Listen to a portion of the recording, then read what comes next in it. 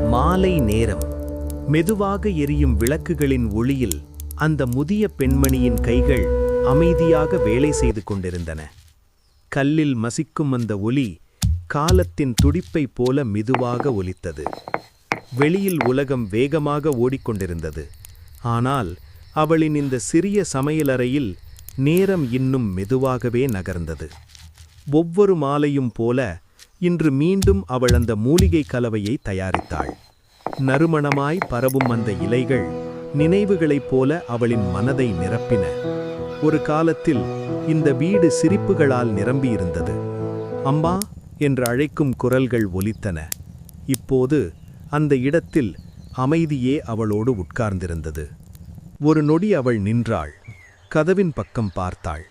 யாரோ அழைப்பது போல ஒரு மாயக்குரல், ஒரு குழந்தையின் சிரிப்பு. அவள் மெதுவாக சிரித்தாள். மருந்து குணமாக்குவதற்கானது என்று மெதுவாக சொன்னாள். யாரும் இல்லை என்றாலும் அவள் அந்த கலவையை கவனமாக முடித்தாள்.